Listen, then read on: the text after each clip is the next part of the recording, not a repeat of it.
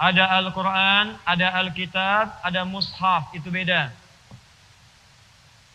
Kalau disebutkan Mushaf, itu berarti tulisannya dari firman Allah berupa Al-Quran yang terletak di antara dua jilid, isinya Al-Fatihah sampai An-Nas.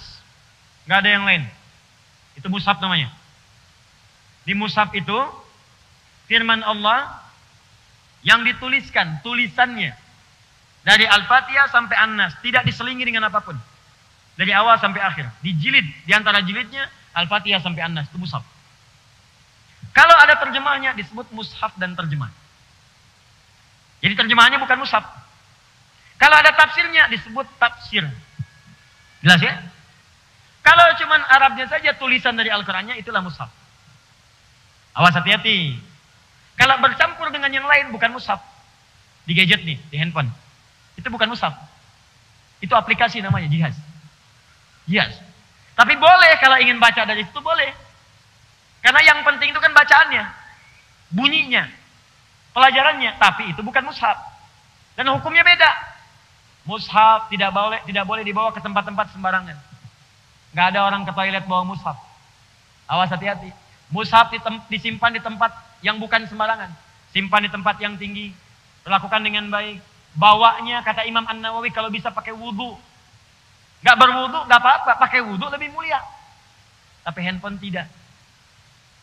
Mau wudhu, mau tidak, handphone. Kadang-kadang lupa, lempar. Simpan kan? Mushaf, baca tiap waktu. Handphone, gak ada baterai, gak bisa dicas. Kan? Baterainya hilang, casan gak ada. Gak muncul kemudian aplikasinya. Handphone ke toilet bisa dibawa. Aplikasi Mushaf gak dibuka, tetap aja begitu. Jelas ya? Di hukumnya bisa berbeda.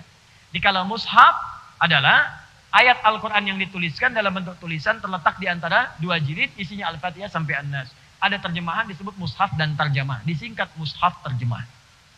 Ada keterangan disebut dengan tafsir. Makanya sering disebut dengan tafsir Al-Quran. Jelas?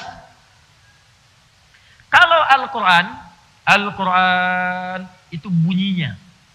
Bacaannya. Dari kata al-qur'u, bunyi yang terdengar. Nah, itu al-qur'u. Kalau sengaja diperdengarkan disebut qiraah. Bismillahirrahmanirrahim. Qiraah. Sekali. Kalau terus diulang-ulang tanpa bosan. Terus diulang tanpa bosan. Disebut dengan Quran. Kalau dia diulang tapi nggak sama dengan yang lain bisa diulang. Baca ini diulang. Ya. Masuk mau upacara Senin, baca Pancasila diulang. Undang-undang dasar diulang. Atau misalnya yang hobi bacaan novel macam-macam diulang. Tapi nggak sama dengan Al-Quran. Karena Al-Quran itu walaupun diulang nggak pernah bosan. Nggak sama, spesial. Untuk menunjukkan sifat spesial, tambahkan alif lam di depannya. Alif lam. Menjadi Al-Quran. Firman Allah yang sifatnya khusus. Tidak sama dengan bacaan lain. Walaupun diulang-ulang tidak akan pernah ada yang bosan kemudian membacakannya. Saya mau tanya pada Anda. Baca Al-Fatihah itu dalam sehari berapa kali? 11 atau 12? Ibu yang 11 angkat tangan. Yang 12? 13? 14? 15? 16? 18? Pasti paling minimal 17 kali, Bu, Pak. Pasti itu. Al-Fatihah itu dalam sehari paling minimal 17 kali. Rumusnya 24-4-3-4. 24-4-3-4. Itu pasti 17 kali. Jadi kalau baca 16, berarti kurang salat subuhnya cuma 1 rakaat. Kalau 18, terlampau soleh. Pasti 17. Kecuali ditambah dengan salat sunnah. Nawafil. 24-4-3-4. 2 subuh, 4 zuhur, 4 asar, 3 maghrib, 4 isya. 17 kali sehari. Pernah enggak ada yang merasa bosan baca itu? Enggak ada.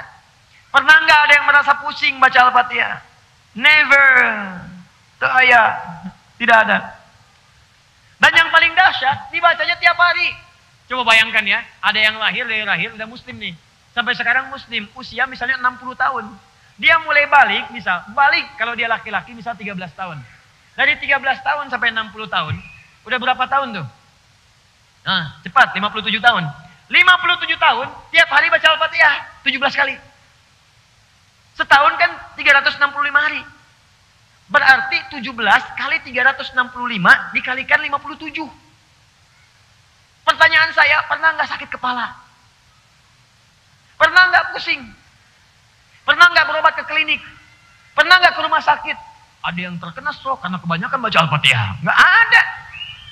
Tuh. Nggak ada. Ini kalau bukan firman Allah, mustahil Bapak dan Ibu. Mustahil. Coba baca karya manusia.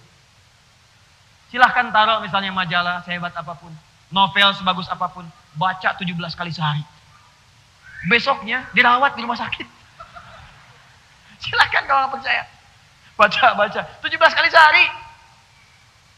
Jadi karya manusia tuh begitu. Kalau bukan firman Allah ini mustahil begini. Coba tunjukkan pada saya. Dengan cara apa lagi membuktikan Islam itu benar.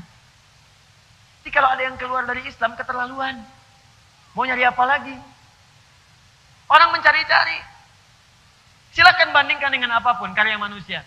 Atau kitab yang dianggap misalnya sebagai kitab suci. Bandingkan, baca 17 kali sehari. Silahkan baca. Kalau nggak percaya, silahkan lakukan. Demi Allah saya katakan. Baca, pasti akan ada perbedaan.